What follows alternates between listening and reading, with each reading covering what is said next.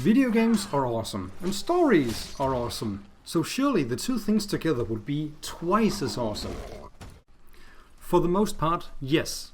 However, recently I realized that the pacing and intensity of the narrative in linear video games feels disconnected from what the player experiences.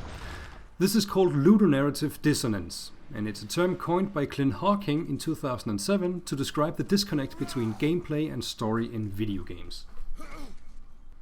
I often find that while playing the story told in the game is well written and makes sense, the story in the main mission often feels rushed and seems like it takes place during the span of a few hours or even just a few days. While we the players can take weeks to play the same story, it's like urgency doesn't matter.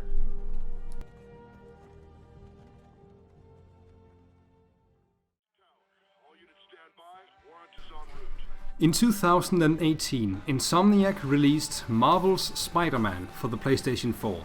This was the first original Spider-Man story in a video game in a long time.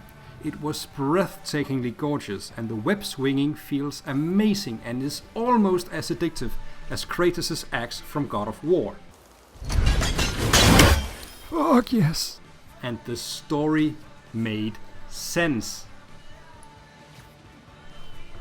The story in Spider-Man seems to span over a few weeks or months or days, depending on how much you, the player, play the game. The narrative allows for breaks where you get to complete side missions, collectibles, challenges and random street crimes, but it makes sense in the narrative. The story does not feel like something you need to rush through. Screwball is the ultimate narcissist. There's no way she'd miss her own party. Gotta find out where it is.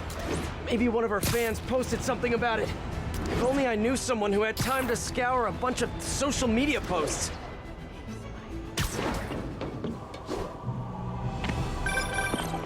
Hello? Hey Pete.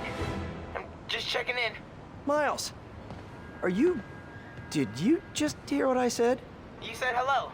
Huh. Guess your timing is just weirdly perfect. Anyway, I got a mission for you. Like a spider mission? Oh man, let's do this!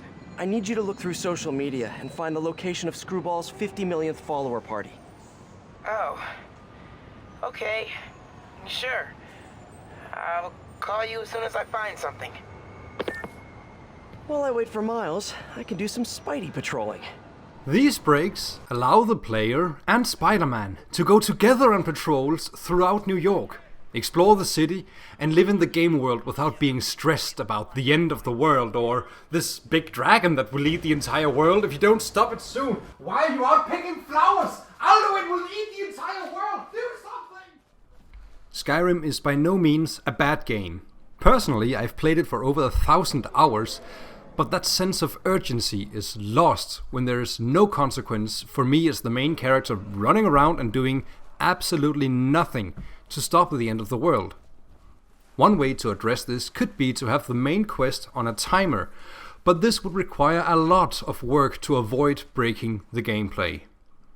The narrative in Spider-Man is designed to bypass this issue.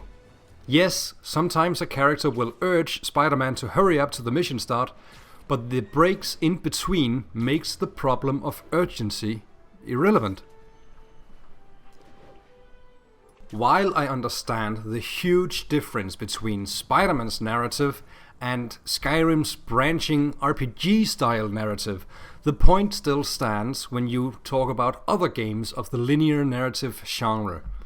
God of War, even with its RPG-like elements, still has a straight story told in a progressive line. Many games before as well, too many to list here, but games like the first 10 Assassin's Creed titles, the Far Cry series, Hitman, Tomb Raider, Just Cause, Batman Arkham series, the Saints Row series, Sleeping Dogs, Deus Ex, Darksiders, GTA and so on. I'm not calling any of these games bad, merely stating that Marvel's Spider-Man is the first game I have played where the story allowed me to go on side missions and collectible hunts with good conscience.